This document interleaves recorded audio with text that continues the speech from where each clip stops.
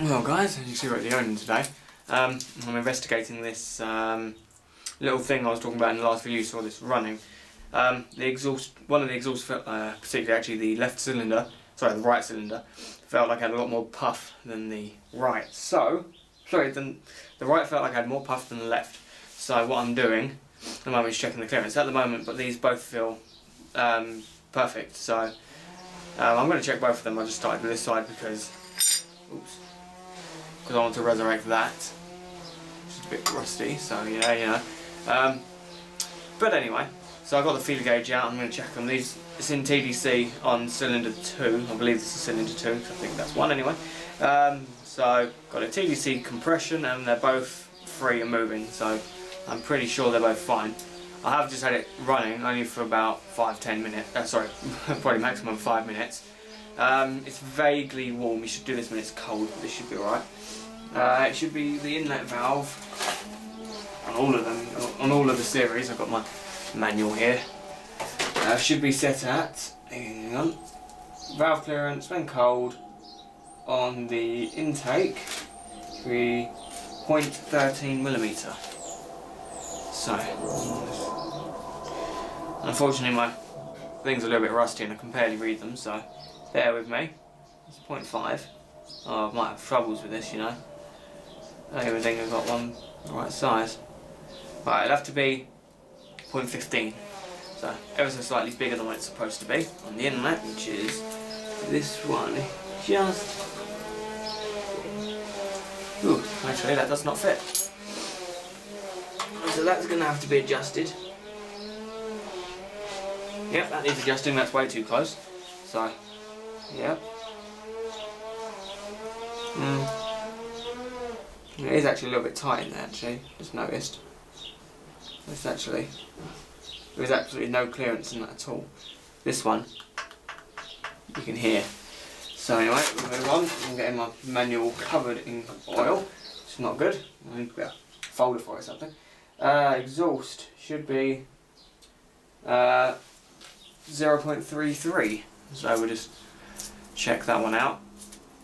We'll just do 35, slightly bigger, make it a little bit louder, but you know, it's 15 and 20. Let me check this.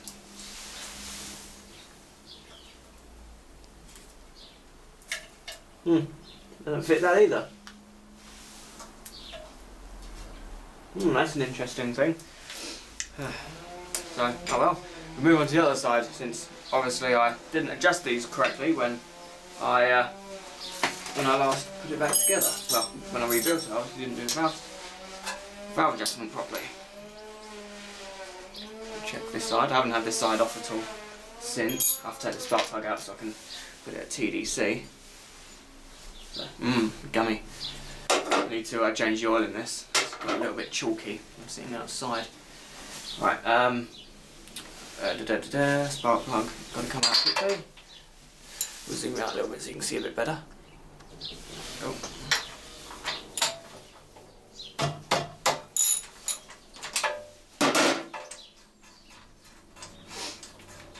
And we'll get the engine turned over to TDC on this side, and then I'll adjust these off video because it's going to take too long to do it on video. So, Spark plugs look quite good, a little bit oily, but that's because of the oil, the fuel I was just running in it. I couldn't be bothered to go down to the petrol station and go get any fuel, so I just took what was in the chainsaw and bung it in. Anyway, right.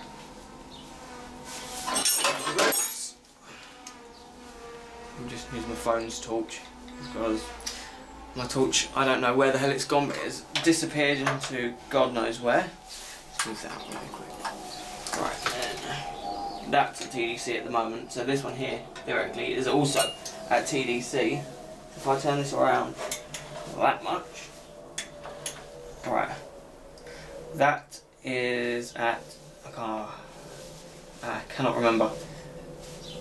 That should be, hang on, that was on the intake stroke, so just go around one more revolution. Go to there. Right, there we go. That should be it there. Let's see if I can see the damn piston. Right, it's right there.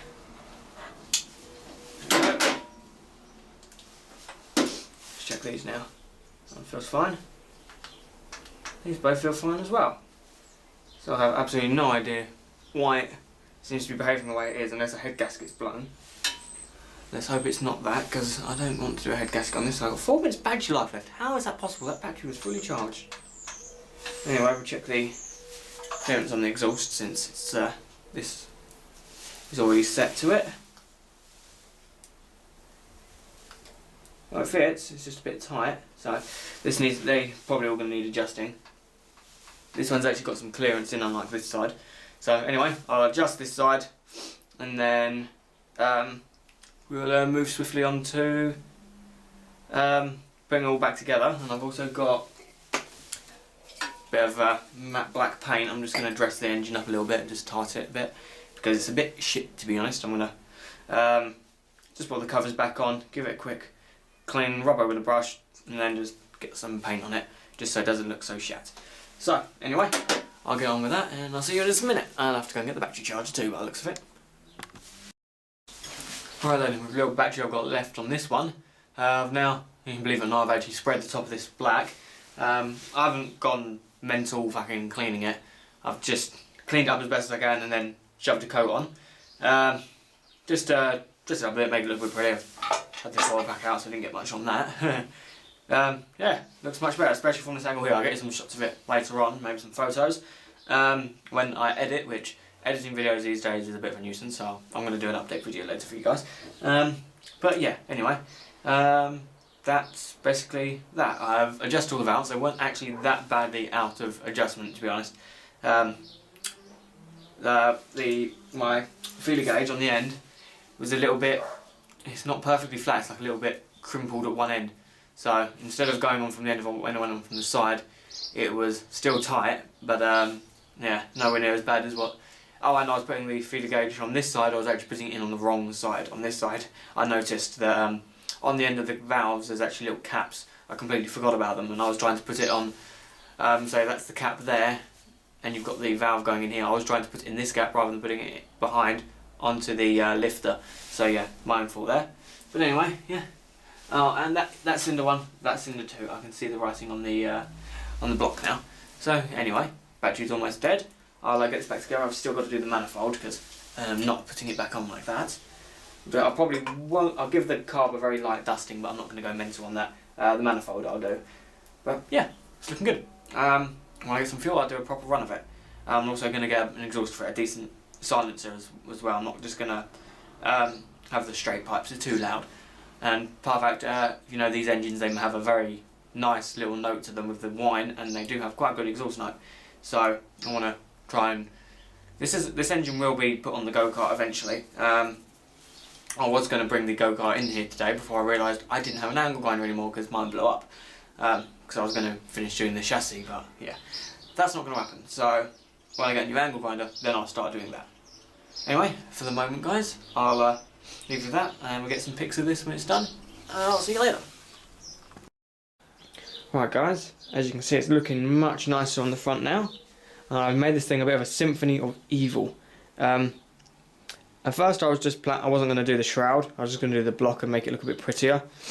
But once I pulled it up, I was going to lift it up and put it up here, but it's too heavy. I can't lift it.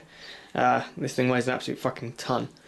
Even the block on its own, the alley block is quite chunky, but the flywheel and the crank, everything else is too much. So I just stuck it on this tie, and I've been finishing off bringing it all back together. Unfortunately, all of my bolts, which were sitting up here, have disappeared. Don't ask me where, because I ain't got a clue. They were all sitting up there. I've looked on the floor, I've looked everywhere around here, looked on the lathe, I've looked everywhere, and they're not around anywhere. So unfortunately, I'm going to have to go and find some more. I've just got one random one here at the moment, just to hold it steady. It's just 3 which hold the top of the, which just push down onto the O-ring around here to make an airtight seal. The breather for the crankcase is all good. I've never actually touched that pipe, but it should be fine. This thing here, it was well, when I got it, there was nothing attached to it. It's just a little fitting with a hole right through the middle. It has an adapter on the back for just pushing a pipe onto. I believe it was for a fuel tank breather, so That I'm probably likely just to stick something in that hole, just a little bit of maybe like a bit of filler or something silly just to block it, or I'll find a piece of pipe, put it on the back with a bolt in, so it can stop the any air from going through there. Although to be honest, this thing could run for fucking 100,000 hours with a regular servicing, and that'd be open and it wouldn't harm the engine in any shape or form, I wouldn't have thought. So anyway, all I've got to do is get an air filter, because the air filter I had for it was shit and restrictive, so because it needed changing.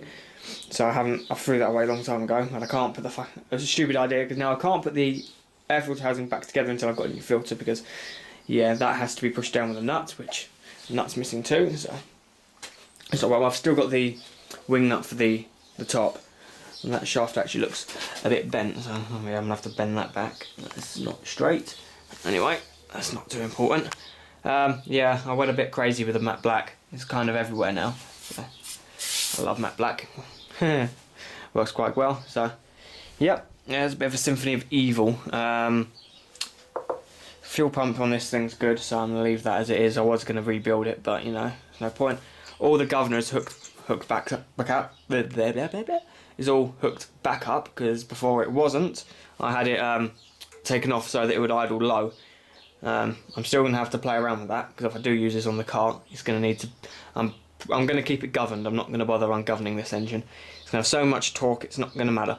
I don't want to over rev it, because I have a little bit of a fear of exploding flywheels. As I found out yesterday at go-karting, I actually went to a proper go-karting track, indoor go-karting company place, and yeah, they got the little GX. I think don't know if they're 160s or 200s, but it's a little GX engine, and they're all ungoverned. And I'm just I was slightly concerned they're all going to explode. I just don't. Ever since I read that up and I've seen heard horror stories of flywheels exploding, so yeah. It weren't until about the 40th lap that I actually started to trust it and started to give it some. So oh well.